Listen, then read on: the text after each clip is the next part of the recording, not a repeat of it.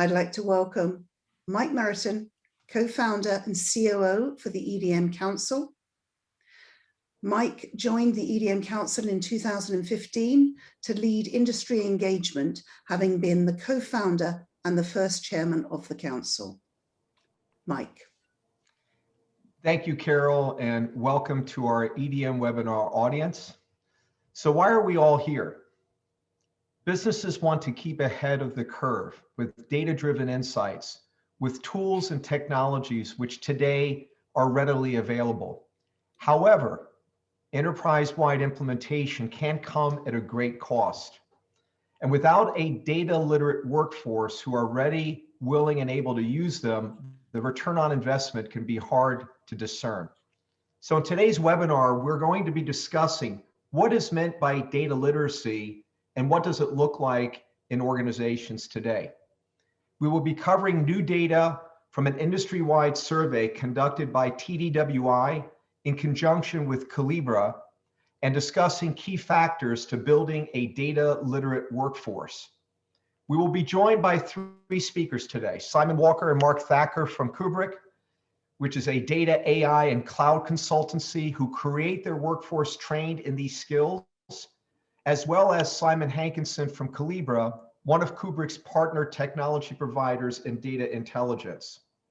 We will make this interactive with some audience polls and conclude this EDM webinar with an audience Q&A session. So as Carol mentioned, please type your questions by clicking on the Q&A box at the bottom of your screen and put those questions in as you have them and as you think of them along the way. We will inventory those and address questions in the final section of this webinar. So to get started with this discussion, I'd like to introduce our first speaker, Simon Walker. Simon, welcome. Good to have you on the webinar today. As background on Simon, he founded Kubrick in 2016 with his business partner of 20 years, Tim Smeaton. They share a vision of an alternative model which could address the most pressing issues for businesses: the digital skills emergency, which is ramping up the careers of our future data and technology leaders with critical data literate skills. They are advocates for improving diversity and closing the gender divide in technology with a commitment to hiring 40% female consultants and in partnership with women in data. So welcome, Simon, and over to you to set the stage for this discussion. Thanks, Mike. Absolutely thrilled to be here, and thank you for the great introduction. So just touching on what Mike said, and also what I'm going to be talking about very briefly for the next few minutes. Tim and I set up Kubrick to solve the digital skills emergency.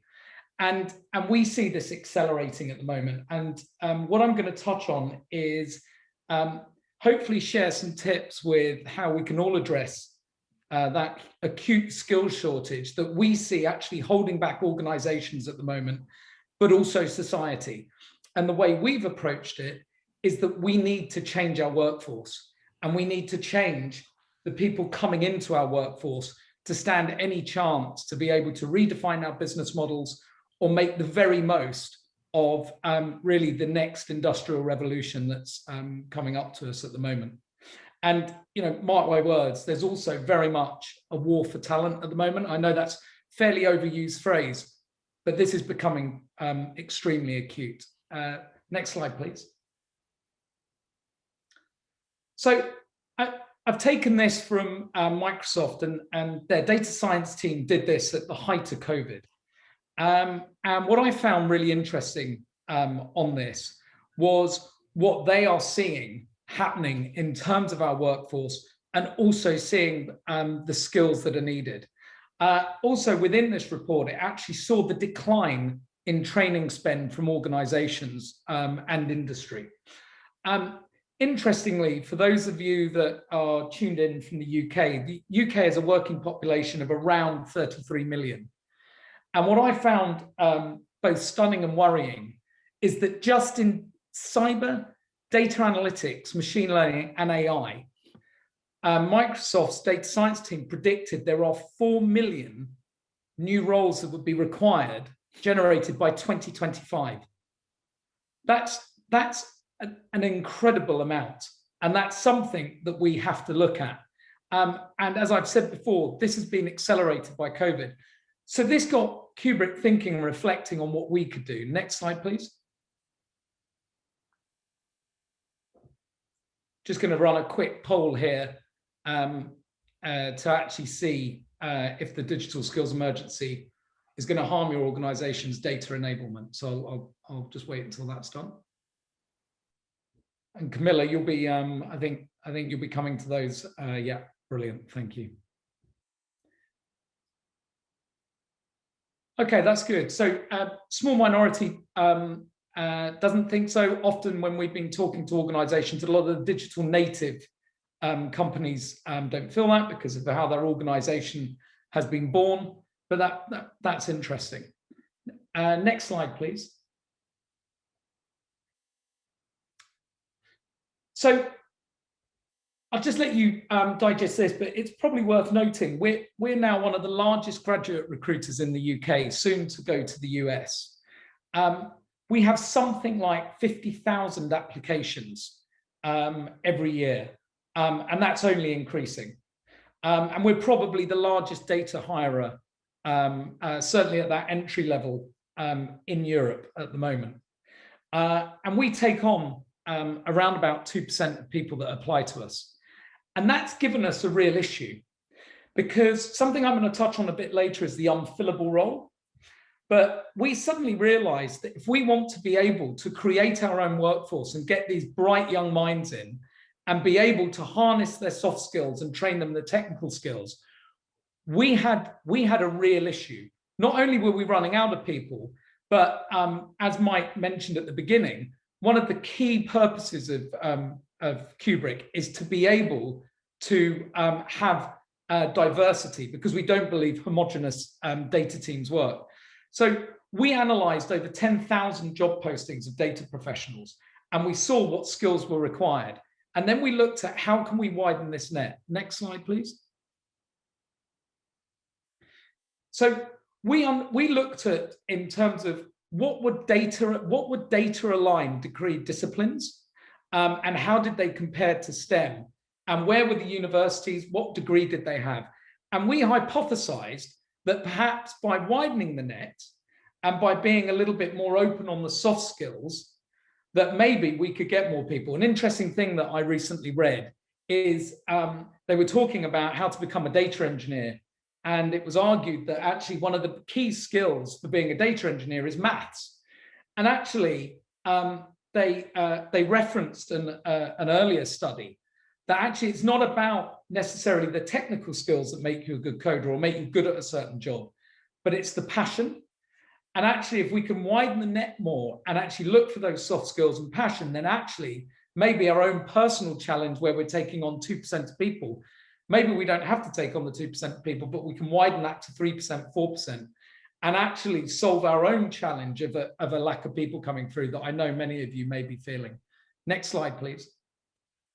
So probably a little bit difficult to completely see, but roughly what this story says is at the beginning in GCSE, so around 15-year-old, 16-year-old, it's a fairly even split for the gender divide.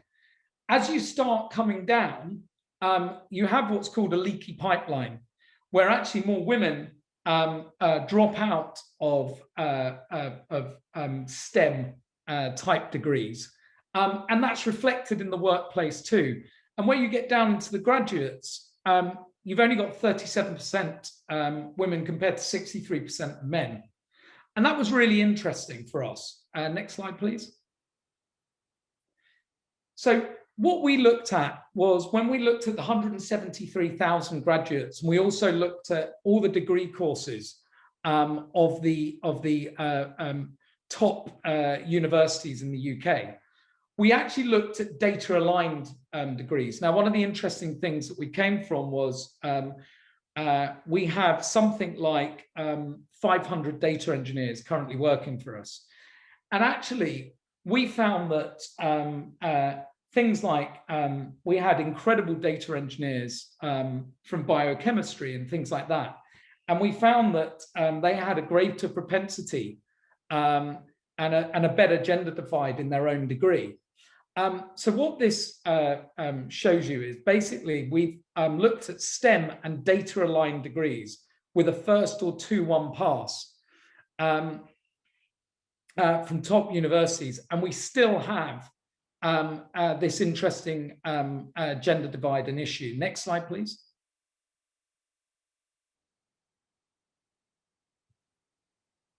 And so if we can put the poll up, that would be great.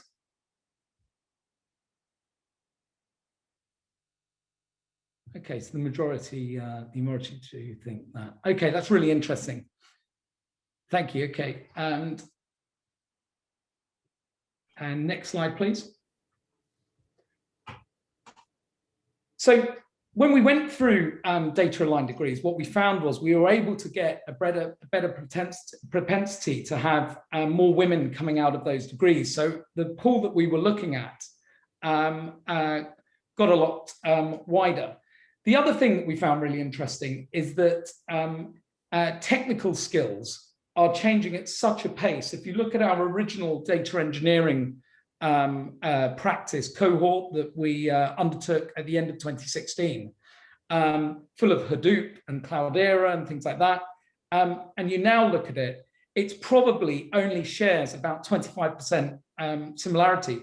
So it's super important that everyone is able to give time to upskill to their consultants. And that's one way of being able to maybe make people pivot in their own career, but also keep the pace of change with your current data teams. And I just wanted to leave you just with a couple of things. And we can touch on these in the Q&A. One of the things that we've been noticing is Kubrick is additive to the industry. We're not a headhunter, we don't repurpose people, we're not an experienced consultancy where we may be taking people from other consultancies. We are adding, because if you looked at the Microsoft research, we need to be able to add. We can't carry on churning the people or headhunting new people for organizations. So there is an issue of the unfillable role where organizations are looking for 3 to 5 years experience. And actually they're starting to get a life of their own and they're really holding up the development. So what the other thing I would be saying and want to leave you with is actually look for those unfillable roles in your organization and actually look at flexing on them. Because by the time that maybe a year goes past where they're not filled, that's holding back your organization. And also look at graduates from what we would call data aligned degrees. So what are the elements of those degrees that would fit perhaps in your own graduate data scheme, or maybe in a role where you can see them being upskilled and trained. And also that then leads me on to prioritize training. Thank you very much. Good. Thank you, Simon, for setting the stage for our studio audience. I would like to now introduce our next speaker. Welcome, Simon Hankinson, to this discussion. I think your topic is going to be bridging that. We know there's a skills shortage, and there's an interesting idea that Simon Walker has put forward of building this idea of skill uplifting and investing into your team and to your individual careers. You just can't go and hire all of this outside. You have to build it inside. So now we're getting to this next topic is how do you build a data literate organization? So a little bit of background on Simon Hankinson. He is the Alliance Director in Financial Services as the lead at Calibra. During his 20 years of management consulting service experiences, he's worked at Ernst & Young and PricewaterhouseCoopers for PwC. And Simon has helped companies across multiple industries design and implement information and data governance processes to support internal, external, and regulatory reporting.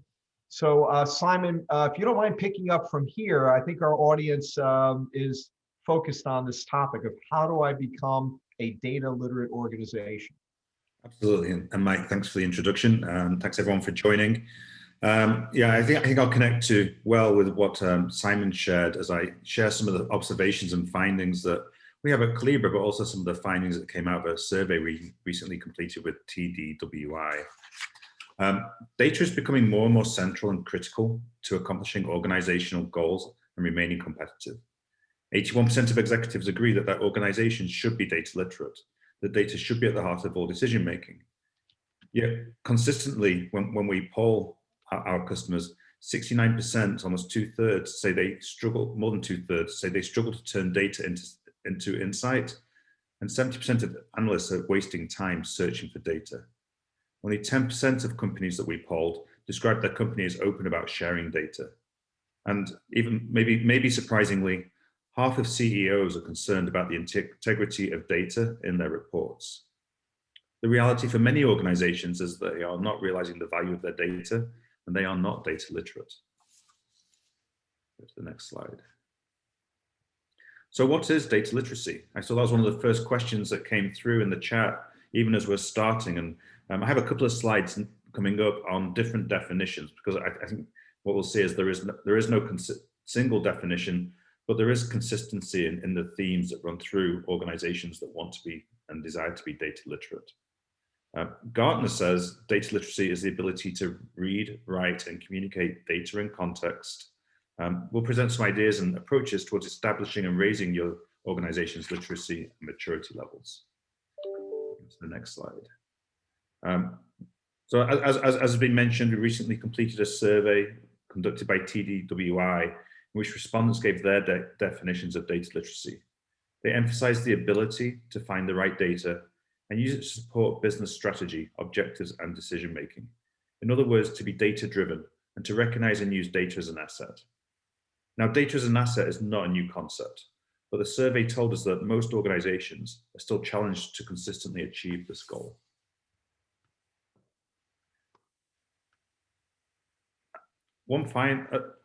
At Calibra, here's a final data literacy definition. Data literacy means being united by data. Being data literate means we can maximize its value and impact, even while recognizing data reality. Let me talk about some of the three data realities that Calibra recognizes. Data is scattered, and that's okay. It's not about reining in distributed data. It's about capitalizing on its diversity to unify your company. With flexible governance, you can create a common language and shared understanding of all your data without moving any of it.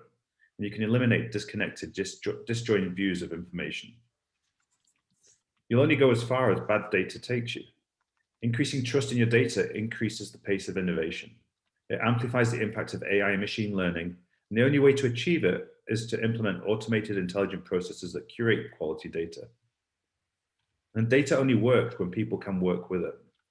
If your teams can't effectively access data, what's the point of having it? They can't evaluate it, they can't use it. With one data catalog for your entire company delivering secure self-service accessibility, everyone can find and safely share the information they need. What consistently comes through in the data literacy definitions is it's about how can the organization more effectively share data across the organization, but also recognition that this is more than just a technology issue. Data literacy starts with the data citizen. Simon expanded in some detail about skills gap and skills shortage.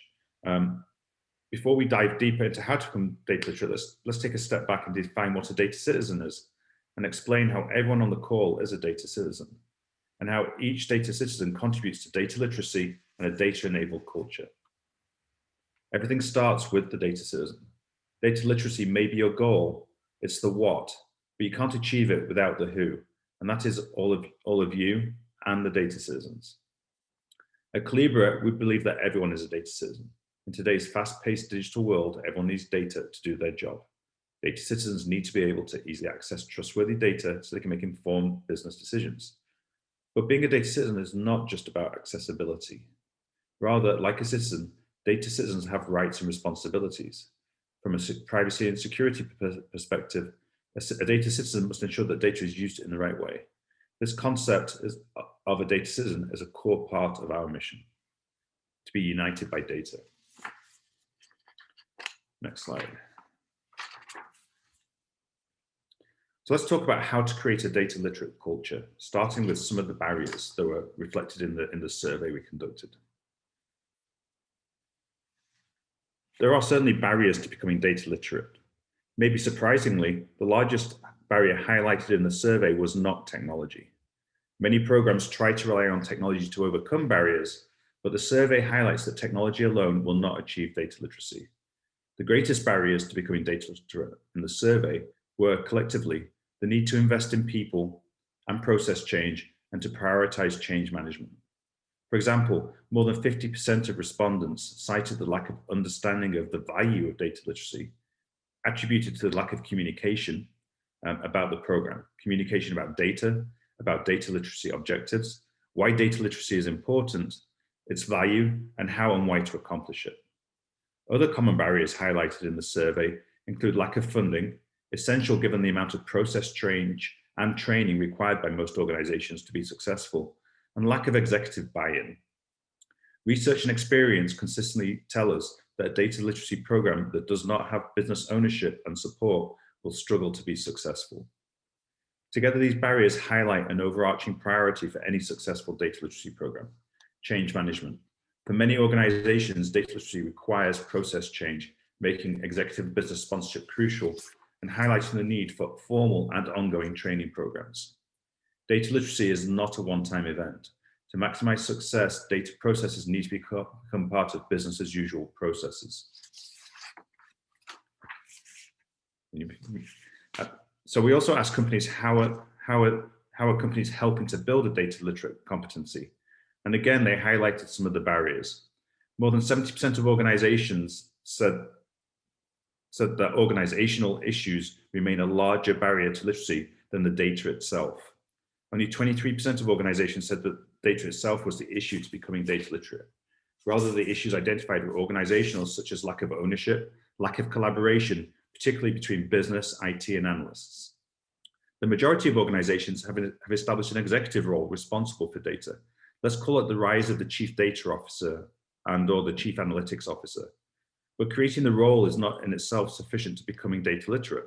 The position needs to be enabled, meaning it is funded, it is supported by other executives, and can drive accountability across the business. But the role and its empowerment help to emphasize the priority importance of data to the organization. Formal training is key. Data literacy does not tend to be successful if training is ad hoc or informal. While 71% of organizations have a data literacy program, only 18% have a formal data literacy enablement program. The most successful data literacy programs also bring in outside trainers and consultants. Those that aren't data literate are more likely to say that it is up to individuals. In other words, programs need to put in place help with data literacy if an organization wants it. They should want it. The research often finds that those organizations that are more advanced in analytics and more data driven are more likely to measure top or bottom line impact than those that are not. And next slide. So finally, let's look at how to start to build a data literate organization. First of all, recognize your starting point and know your goals. Define success for the data culture. It's really important to be able to define what success looks like and then measure outcomes as you achieve success. A recurring theme, communication. Build a strong communication strategy. It's important to put thought into how the data team communicates with the business. Consider creating clear talking points to use. These should both support the type of data culture that you want to create and align with the organization's goals. Build knowledge diversity. Different perspectives will help the data team meet the needs of the organization more effectively, eliminate issues that arise early on, and develop holistic business solutions. Evangelize. This is another recurring theme that the most successful programs talk about, having data evangelists within the data program, but also embedded within the business units. It's important to have a clear vision or mission. Having the right statement can help the organization better understand what it is you are here to do. Keep it simple and use it whenever you engage with data citizens. Speak at every appropriate opportunity. Keep abreast of internal events and find out if it will be right for the data team to have a speaking slot to introduce the audience to data intelligence. Provide lots of training opportunities. Finally, compromise. There is no one size fits all for data. Standards and requirements should be defined by data users, and processes, policies, and technology should support right-sized governance.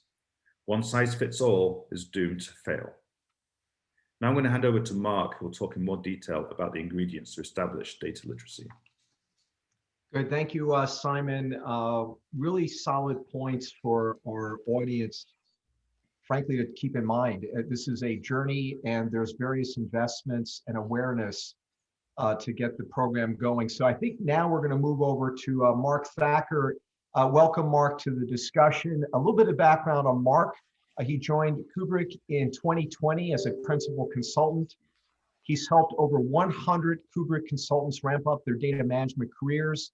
And prior to joining Kubrick, Mark was a chartered accountant at Ernst & Young and previously held roles such as the global data architect and head of analytics manager at Shell, head of data literacy at Kingfisher, and also global head of data governance at Specsavers, the world's largest optical retailer. So Mark, great to have you on this discussion and to cover this idea of applying a collective approach to data literacy. So Mark, to sort of round out our three speakers today before we go to the audience Q&A, over to you. Thanks, Mike, for that great introduction, and good morning and good afternoon for everybody on the call. So I'm going to sort of try and approach this in a slightly different way. We've been talking about data literacy, but what I really want to focus on is the collective approach. And I'm going to bring, probably linking the two previous speakers, the context of the human element. And so firstly, what do I mean by collective approach? I'm a strong advocate and believer that we as individuals all have a responsibility to grow our own data literacy skills, but at the same time, help others do the same. It's not about you as an individual, it's about the collective growth of understanding of data and how impactful it can be to our organization and our personal lives. And so when I talk about collective approach, let's not lose sight of what this is about. Data literacy drives better decision making, and that's really going to be the predominant focus of the next couple of minutes together. So if we go to the next slide, data literacy is a life skill, and I'll just share with you very briefly a personal anecdote to this fact. My father used to race motor cars as an engineer for Ford Motor Company, that I'm sure many of you know. And in his day, a car was operated generally by mechanics. And I remember when I think I just got a career promotion and I bought myself a new car, it was playing up, and I took him to my father, and he opened the bonnet and he goes, "Son, I have no clue what to do with your engine because it's run by computers." He took early retirement, and very recently he's got diabetes. What I'm amazed by is that he's actually taken the effort to understand how technology can help him through his life. And now he walks around with a little implant in his arm and his little app, and he can tell every day, and it tells him when his glucose levels are low. So I just encourage us all, whilst we look at the corporate view and the importance of having a business case that we'll come on to, but it's about us as individuals in the society that we live that I'm really going to focus on. And so if we move on to the first bullet point, and we talk about the fact that I believe that data literacy is directly linked to the curiosity to learn new approaches towards data to make better decisions. We all make thousands of decisions every day, many instinctively, but some can be life-changing. So we have so much opportunity to grow our data literacy. We just need to take the risks, increase our creativity to use data in ways that will help us make better decisions. So stretch your data literacy muscles at every chance. Don't just look inside your organizations, think broader, because that's where the opportunity exists as well. Support and encourage your teams to take those risks. And if they fail, and they will fail when practicing new approaches to data, help them learn and move forward with a higher level of data literacy. You are you, and the goal is to achieve a level of data literacy and skills, understanding, reading, using data that realize your ambitions, and ideally working with others that might well have higher or lower levels of data literacy. don't feel that everybody has to be a data scientist, because we don't. We all have skills to bring to the table. If we go on to the next slide, and many of the stats that we've been going through today come off the survey, and I just wanted to share with you the following questions used to assess the level of organizations' data literacy. So if we build up the slide, we had 3 questions. One was, do we understand and know the data exists? Less than 40% of organizations felt they did. Can we trust the data? Less than 45% of the organizations felt they could trust their data. And the last is around communication. And the question being, do you feel your organization could communicate effectively with data? I think Simon H. mentioned communication. Less than 50% of people in organizations felt they were currently effectively communicating with data. So the understanding, the knowledge of the data, the trust of the data, and the effectiveness of communication. But what do these 3 metrics really tell us? What do I derive? I could suggest maybe that if less than 50% of organizations feel confident they are communicating with data effectively, and even fewer understand and trust the data they are using to make important decisions, maybe we actually have a long way to go. But hang on, let's think about this. Have I been effective in communicating this data? These are just numbers. Where's the context? To be honest, I'll answer my own question. I don't think I've been very effective. I've got to understand the data better. For example, what was the sample size? What sectors were these companies from? What roles were the respondents positioned in? And by the way, in that middle one, we've got 55% of data that we can't trust. What I'm really curious about is what critical business decisions are being made with that data. Now, maybe if I thought about that and I kept asking myself that wonderful so what question, I might well be able to challenge and get greater insights out of the data. And that's just an idea around data literacy. And so if we go on to a further question that the survey raised, which might help, and I'm sure will resonate with most people on this call, is what are those obstacles to progressing my data and analytics journey? So the first item was data literacy with data infrastructure. And then we went on to the next item, which was people and a lack of data literacy. So we spent millions and millions of pounds on a new data analytical tool, and the problem is people. So we further on, well, actually, we need more tools. And by the way, there's this little thing called culture that is getting in the way as well. And so the survey suggests that tools are still not sufficient and easy access to self-analytics, and their inconsistent use of data. But just let's think about this for a minute. It's staring us in the face. We've spent so much time and money chasing the latest technology. We've taken our eye off the ball in the most important area, which is the people. We are the problem. And the good thing is we don't have to wait for another big data transformation project. We can actually start to take accountability for growing our own data literacy skills, helping us to read, understand, and communicate with data. So if I could just ask the slide to be built up completely. And so if we've got a workforce that lacks confidence with data, we're continually going to struggle with unlocking the value for smarter decisions. It's not about the return on investment in data literacy. It's about what data literacy can drive in terms of better decision-making processes. It's a tricky, and it will continually be from the day I started my career, what's the value of business intelligence? It's not about the value of business intelligence. It's about the value of those better data-informed decisions. And by the way, it doesn't matter how shiny or new your data analytical tools are. It's always got to be focused around the people. And that's obviously coming through more and more as we challenge ourselves about the value being created through that investment. So if you move on to the next slide, and I try and make this relevant in terms of taking away a few nuggets in terms of how am I going to improve my data literacy skills. I give you 3 questions that I'm sure many of you are already asking, but I always stress are important. So the first question is, what decision am I trying to make here?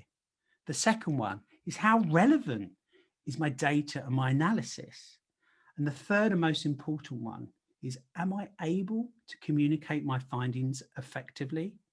I would encourage all of us to be more curious when interacting with data and grow our confidence by asking relevant, specific questions about the data and the business questions we're trying to answer. The leaders on the call, we need to champion a more creative approach towards data and support attempts to change the status quo one step at a time. QRC codes, that's the mental jogger. Question the relevance of your communication using data. It's all about the questions that we ask, the relevance of the data, and how we communicate our findings that are important. And so as I wrap up this short discussion on data literacy, let me give you some ideas and linking to Simon's. How might you contribute to creating a more data literate workforce? So if we move data literacy, as you can clearly see, it's about the people. In my personal view, it's about the people. It's the human understanding of data.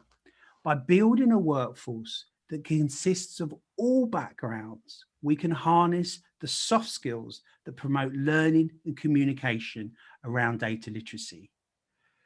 Simon started off with an exceptionally powerful visual of the leakage of people going through from the GCSEs all the way through to STEM first degrees. You don't have to have a degree to be data literate. If we move on to the next point, it's about encouraging that diversity and thought and inclusiveness of minority groups. The ethical use of data is critical. We must actively remove those harmful bias that build our confidence in the data use. By bringing in extended team members, and most importantly, getting outside of your echo chambers and collaborating with other functions outside of your immediate domain, you'll be able to test hypotheses and maybe discover new insights and ideas that can be very impactful. Think about how you might assess your team's skills and recognize the key strengths the team can learn from. We need a blend of experience, business knowledge, and strong digital skills. Personally, we need to embrace that creativity and that curiosity when interacting and communicating with data. I go back to my father. He continually excitedly tells me about his little line going up and down. It's a small thing, but in the workplace, we have so many opportunities to really be curious about data with that real focus on the business decision that I want to make. Build a network you can call onto to grow your skills, practice together and build that confidence to challenge the data and ask the relevant whys to come to the correct interpretation. Learn, apply and discover. Whilst reading a book and completing a data literacy course is definitely a good way to start and build your data literacy skills, it's only through the application and practice will you get to where you want to be. And remember, data and analytical tools don't create data literate workforce, but they definitely can help empower them. And so on one final point, I would just leave this with you. As leaders and managers of small teams, offer your support to help others become more data literate so they can, in turn, help you make better data-informed decisions. Thanks, Mike. Mark, thank you very much. And I especially like the sound advice and the final bullets you had shared. Again, it is a journey, and these pieces of advice are helping our studio audience carry forward in their businesses as they head after this event. Let's move now into some Q&A. I encourage our speakers all to turn their cameras on, and let's get going with some of the really good Q&A that has come in from our audience. And by the way, if you've held on to your question, this is the time to type it into the Q&A box. We'll do our best to answer as many as possible in the next 10 minutes. And we're promising everyone will get a written reply as one of the follow-ups after this webinar. So either way, we will be getting back to you either live now or afterwards. So let's take the first question. This comes from Brian, and it is all around, hey, nothing happens in business without a business case. So what is the ROI and what is the business case for data literacy if you want to get attention of top management, frankly, your stakeholders and board of directors? I'm going to ask Simon Walker, can you kick that off for us? Where's the business case for this? Yeah, sure. I mean, it's a great question, first of all, Brian. One of the things that when you ask this, I think it's really important to also firstly define what is data literacy. So, you know, is data literacy that we've got a bunch of people that are in data predominant roles, or is data literacy that we have people that are sitting in different functions in HR and finance, and they understand the power of data and what data can do for them? So I think also just looking at actually being able to define that. Then I would say to answer the next part of Brian's question, it's really, there are a couple of initiatives to do it. So yes, it does start from the top, and we've got loads of examples with clients where they've had a bit of a battle being able to win the board over. And one of the ways that they've been doing that is it's got to be in terms of the proof of concept. There's so much low-hanging fruit out there that fairly, not very technically, and without a lot of capital outlay, you're certainly able to prove the value of data. And I would say that's across industry.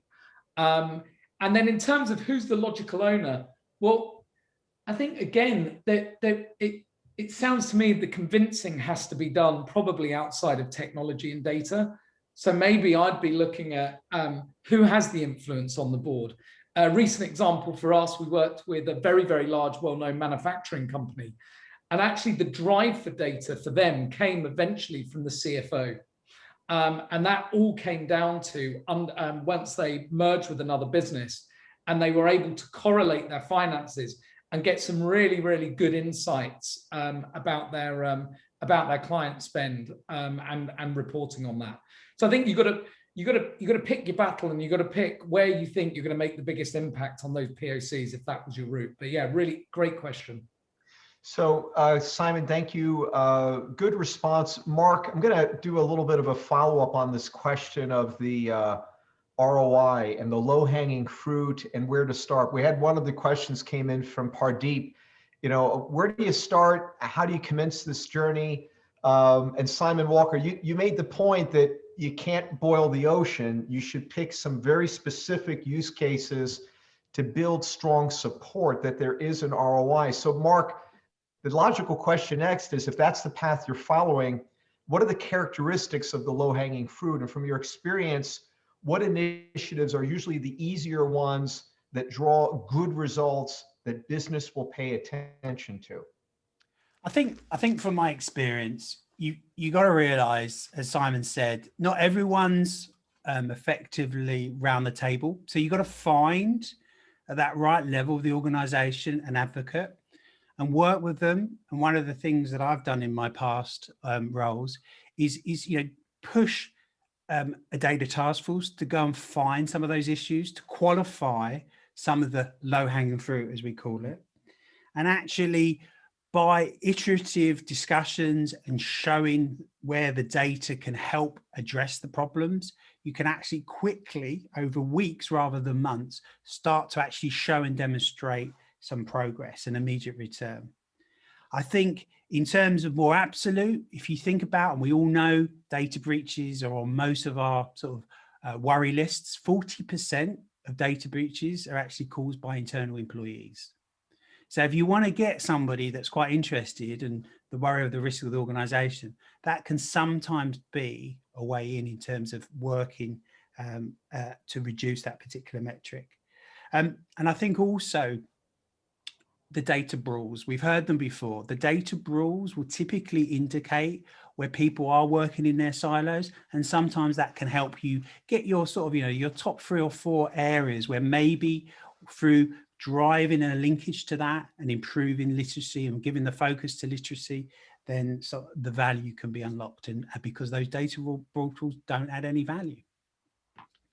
Mark, great idea, especially what resonated was this idea, if you're really searching for the best low-hanging fruit, study that. In other words, put a data task force together, evaluate with your business champions, what are some of the pressing issues they're facing, and then you can evaluate the level of effort and come up with a prioritized list of where to start. I'd also think, and Mark, not to speak for you, but I would think one of the really important things is to pick champions in business that want to support this and are willing to take a little bit of risk, but also testify to the rest of the business what results they got. So having a really sound sponsor for this first step is an important ingredient as well. Does that make sense? 100%. And with the greatest respect, it takes, what do we call it, colonies or balls to actually step up, because this is not easy stuff. We'll edit that out. yeah, exactly. But there is easier journeys to take. But just bear in mind, we've spent millions of pounds and we haven't locked it. We've got so much value to unlock. So absolutely find those champions, find those people that have got, strong backbones and work with them.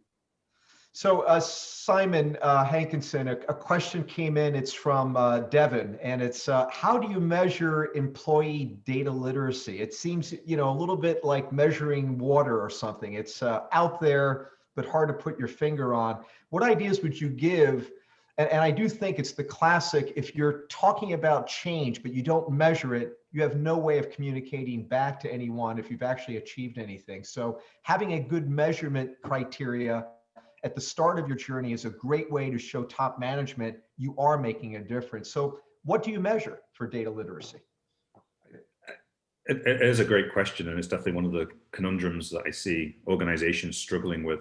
My preference is to keep it simple. So let's focus on outcomes that matter to the organization, that have tangible, that are measurable for the organization. So the way that we're measuring data literacy is based on the outcomes that the organization is able to achieve by realizing the value of its data, by being data literate.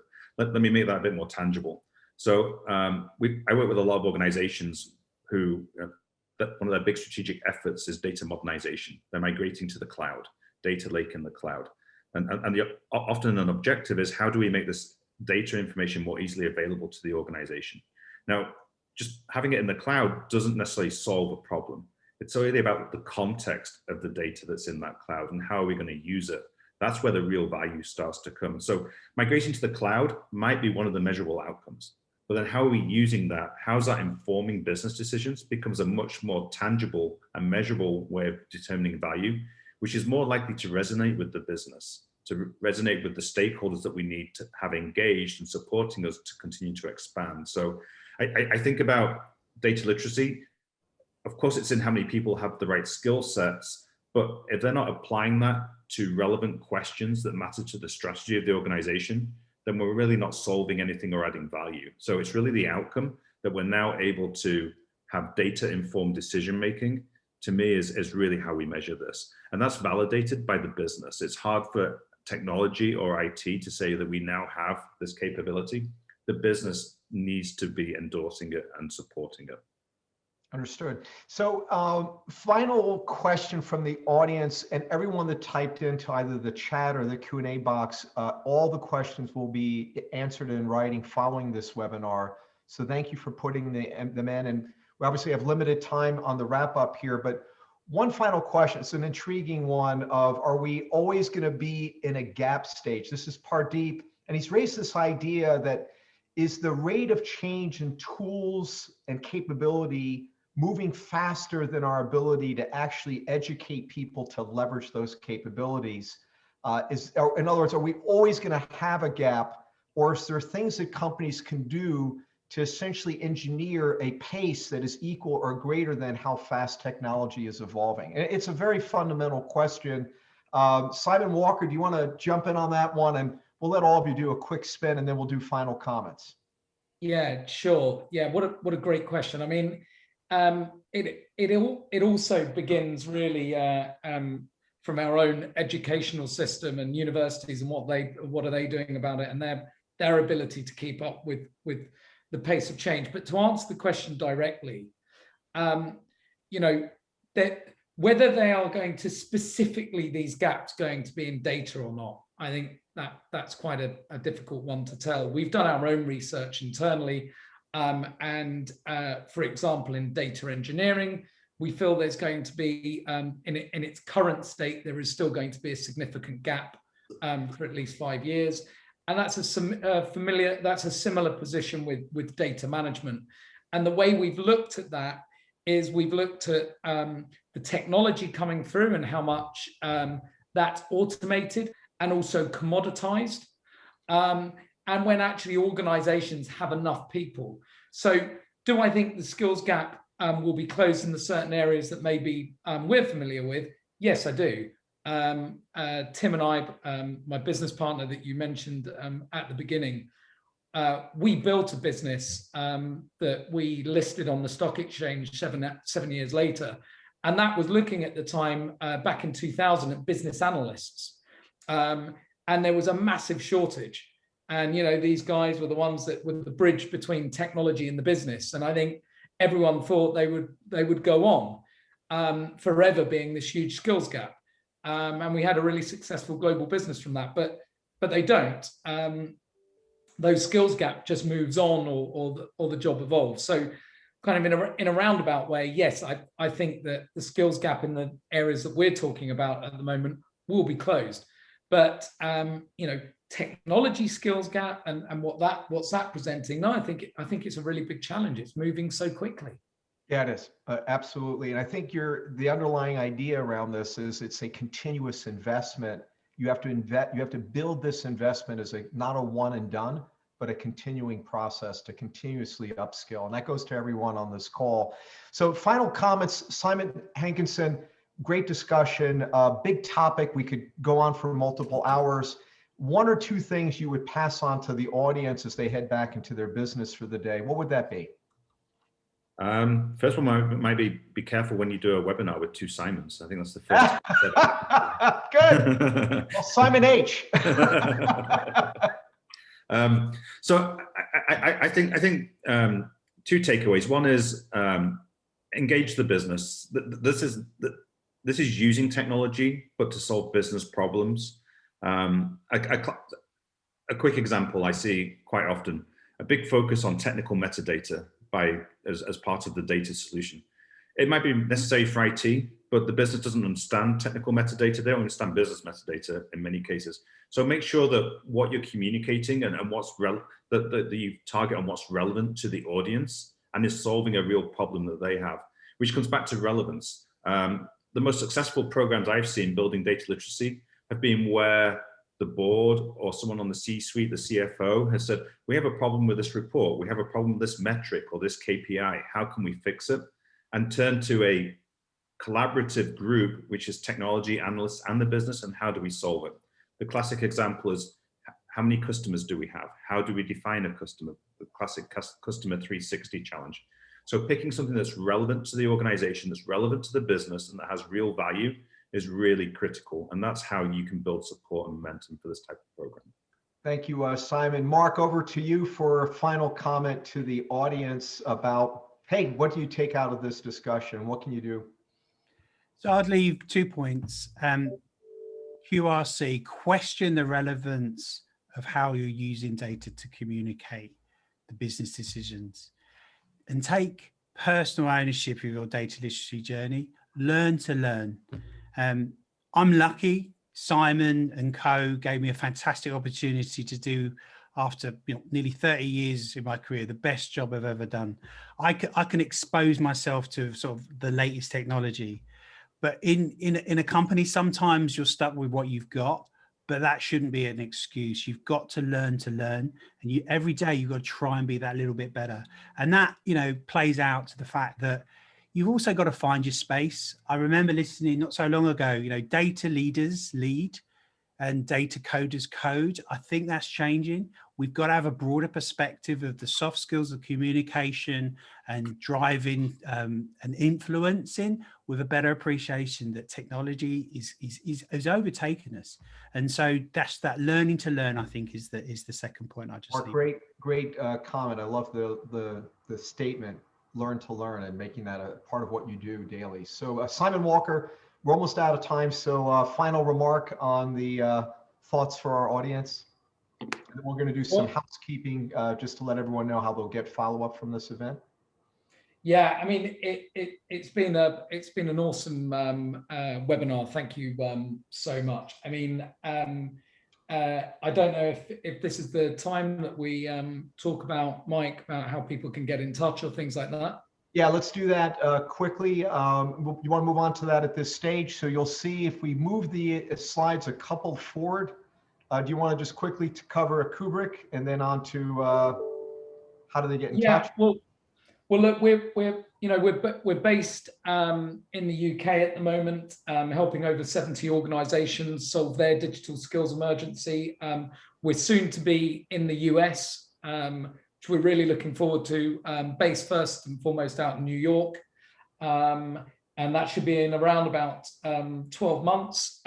Also, it's been great to see recently about 80% of our staff have gone on to join our clients and become permanent members of their workforce, so strengthening their ability and also their data literacy.